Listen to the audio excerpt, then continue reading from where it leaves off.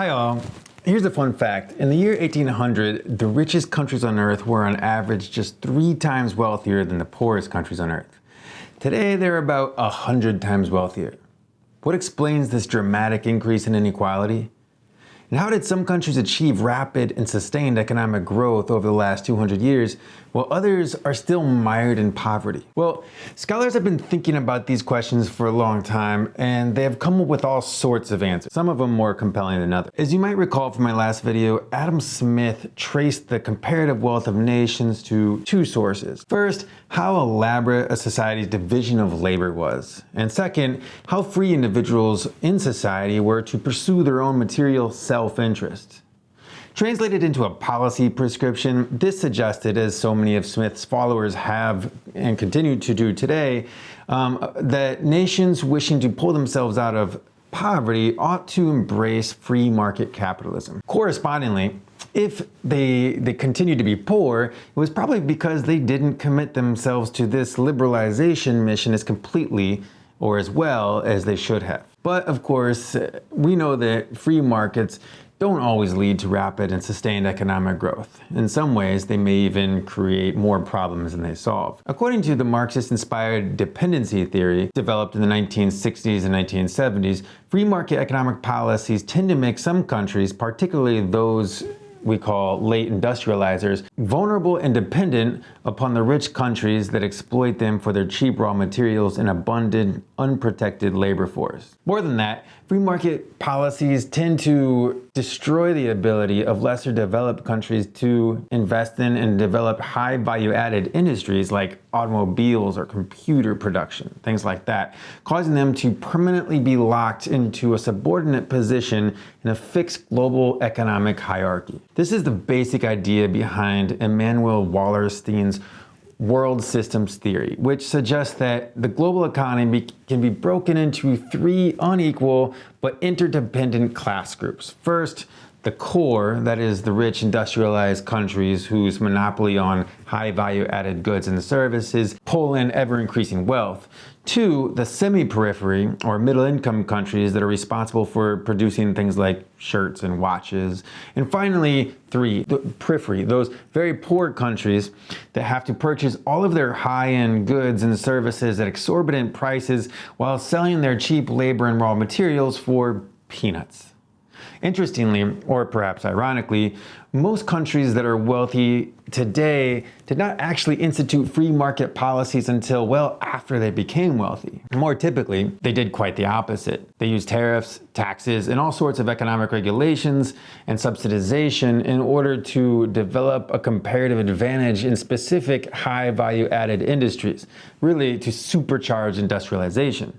And only after they achieved this did they start preaching and imposing free market policies on lesser developed countries. That's how the Brits did it, that's how the Germans did it, the French, well, that's how we did it in the United States as well. You can perhaps ask Abe Lincoln. Now, by the middle of the 20th century, economists and statesmen throughout the developing world saw the apparent fraud in the policy prescriptions of these rich countries, which were urging them to open up their economies to free competition in the global marketplace. They saw that such policies would doom them into selling bananas and semi-slave labor for the rest of eternity. So instead, they sought ways to industrialize their countries in basically the same way that the rich countries of Europe and North America had already done about a century earlier. That is, they would rely on strategies of state intervention in the economy to foster and protect the preliminary stages of industrial development. In Latin America, where this approach was used most broadly, it was called ISI, Import Substitution Industrialization. Here, the state would grant development subsidies to infant industries like automobile or locomotive factories, and then they would levy heavy tariffs or quotas on foreign industrial goods in order to force people to buy local.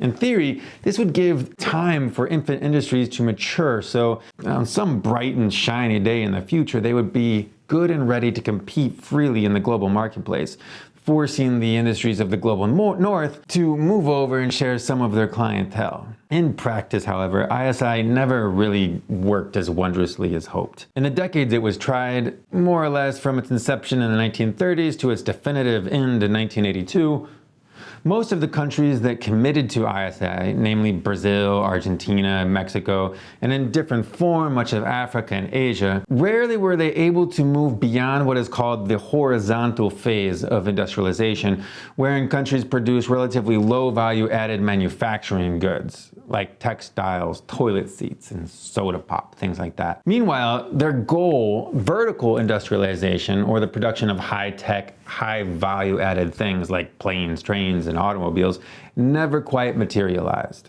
Plagued by all sorts of problems, including corruption, graft, and issues of unskilled labor on one hand, to the lack of access to industrial financing, cheap oil, steel, and machinery on the other hand, most countries eventually abandoned ISI when it became apparent that their national debts were outpacing their national incomes. ISI finally died definitively in 1982 when Mexico defaulted on its international loans, causing a global economic recession.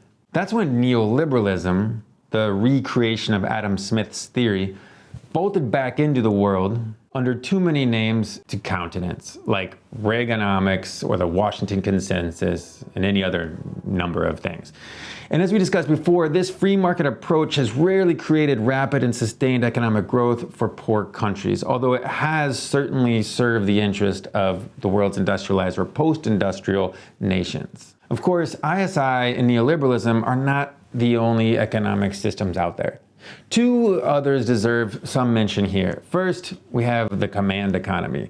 This relies on the state to decide every aspect of production and distribution of goods and services in an economy. The idea here is that trained experts would be able to accurately determine a society's needs and then calculate national production and distribution to meet those needs better than the free market could do. Now, does this work? If we look at countries like the Soviet Union or North Korea or Cuba, it seems that the command economy model typically prioritizes the state's needs over those of society, such that instead of producing real economic growth, it tends to produce a whole lot of missiles and tanks, guns rather than butter. And then there's what we call variously state-led capitalism, export-led growth, or as the book calls it, mercantilism.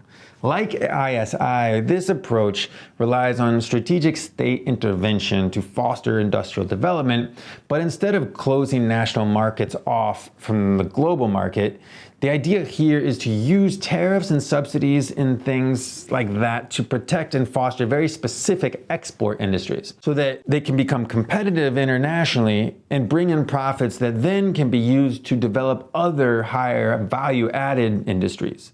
This approach seems to have been relatively effective in pulling the so-called Asian tigers, which include Hong Kong, Singapore, Taiwan, South Korea, and sometimes people throw in Malaysia in there too, out of the poverty trap in the decades since the end of World War II. Take South Korea, for example. In the 1960s, South Korea started to invest a small percent of their earnings from rice exports into the research and development of electronics.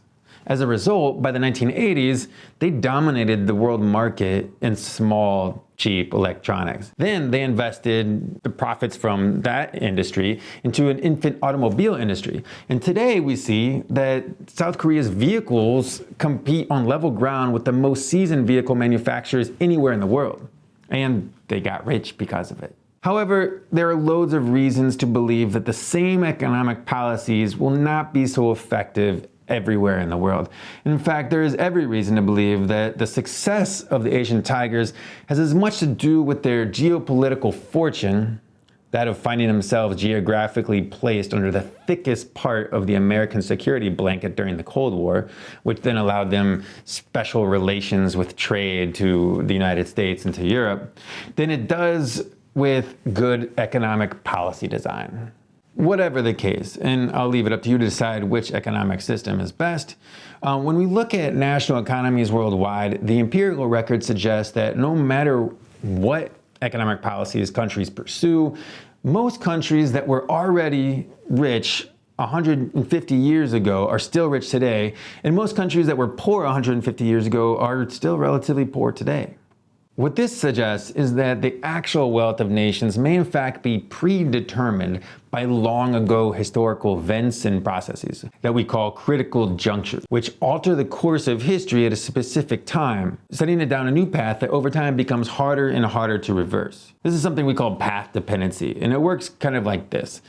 Let's say the United States government is compelled by massive housing shortages in the 1930s and 1940s to establish a state-run public housing agency. This is the critical juncture, let's say, where the role of the state has in shaping the way Americans live is about to become far greater than it was ever imagined to be before.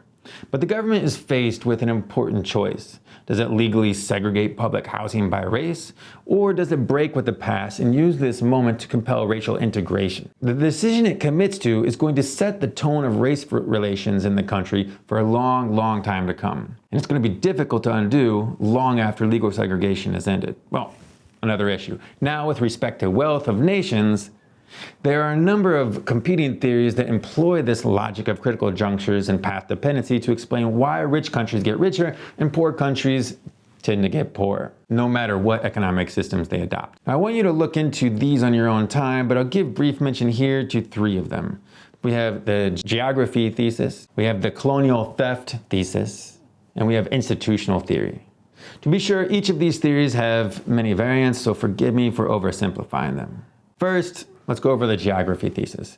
This explains how certain geographical endowments were necessary for economic growth early on and still today. For example, where countries are blessed with navigable rivers and natural seaports, both internal and international trade is far more cost effective, thereby causing it to flourish and economies grow from that. Now, landlocked countries, by contrast, they have no such rivers. Places like the Congo and Central Africa have always been very expensive places to do trade. And without trade, well, capital fails to accumulate, and there is not enough of it, and therefore to invest in things like innovation and expansion of different industries.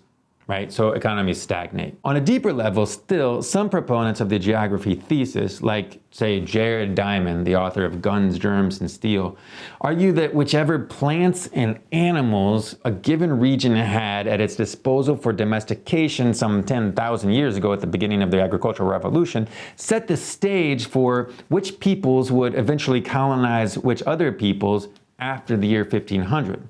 Now, at that point, as the argument goes, a combination of easily taxable grains and domesticatable animals in places like Mesopotamia and Europe led to the development over several millennia of complex extractive empires with technology for advanced weapons. They also benefited from genetic resistance to disease. Per consequence of these things, and similar other things, they had an easy go at colonizing much of the rest of the world after 1500, once naval technology allowed people to circumnavigate the globe. So that critical juncture, 1500, then set in motion a path-dependent trajectory in which Europe in particular would see its strength and wealth increased geometrically at the expense of its colonized territories in the global south, the inhabitants of which would see their fates locked into a dependent and inferior status in relation to their colonizers. Which brings us to the colonial theft thesis. There are many points of variation in this theory, but the basic idea is that since the main purpose of many European colonies in the global south was to extract as much wealth and resources as possible with as little investment as possible, well, colonized societies had stolen from them much of their natural wealth that otherwise could have been reinvested in indigenous economic development. For example, in the course of a few hundred years, Central and Western Africa lost tens of millions of their healthiest, potentially most economically productive young people to the slave trade, decimating their labor force and sowing the seeds of ethnic hatred and distrust of authority. Once the slave trade had definitively ended in the late 19th century, European powers then took direct control of almost all of the African continent in order to extract the continent's natural resource wealth, often too with semi-slave or indeed slave labor. The notorious King Leopold II of Belgium, for example, provoked the death of millions of Congolese around the turn of the 19th and the 20th centuries in his quest to extract rubber and ivory from Central Africa. And of course, he did not reinvest his profits in schools and healthcare or infrastructure for the Congolese. No, he used it to purchase private estates across Europe.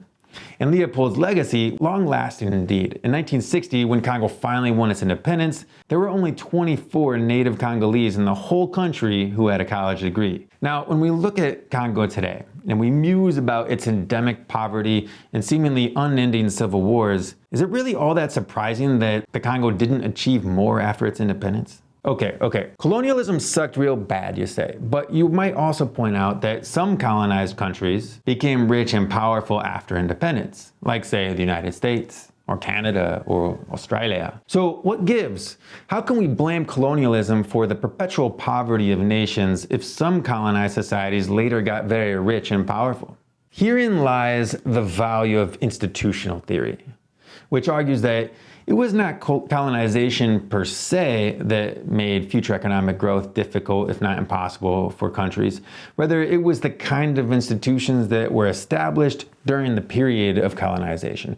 Typically, in what we call extractive colonialism, both economic and political institutions were extremely extractive and exclusive, providing economic freedom only to a very small elite few, while systematically oppressing and excluding pretty much everybody else. Later, when colonized societies won their independence, they inherited these same extractive institutions, and consequently they reproduced the same extractive, oppressive systems even after their colonial overlords had departed. By contrast, what we call settler colonialism, which took hold in British North America, this produced much more inclusive institutions early on, well, at least for the white people that settled there.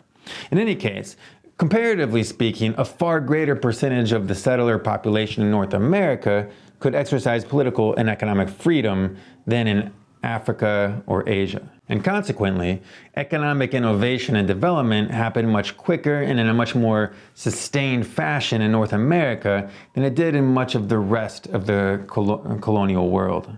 For more on this theory, I recommend this book by Darren Acemoglu and James Robinson. It's called Why Nations Fail: The Origins of Power, Prosperity, and Poverty. It's a long read, but it's a pretty okay one, I'd say, all said and done. Okay, so where does this leave us now? Let's jump back to the beginning of this video for a second. Recall that in 1800, the richest countries on earth were only 3 times richer than the poorest countries. Today, they're 100 times richer.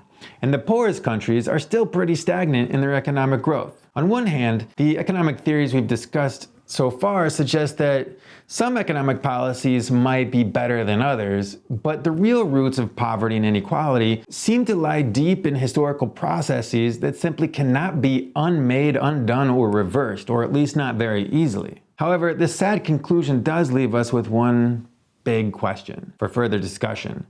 And we'll leave this for our next video. It's this. Given that today the wealthiest countries acquired much of their wealth by forcefully taking it from places that are today the world's poorest countries, should we in rich countries commit to helping poor countries develop economically? Should we in the rich world provide aid to improve the lives of the poor around the world? It's both a moral and a practical question, but that's for next time. I'm Professor Michael Wolff, and this is Comparative Politics Online.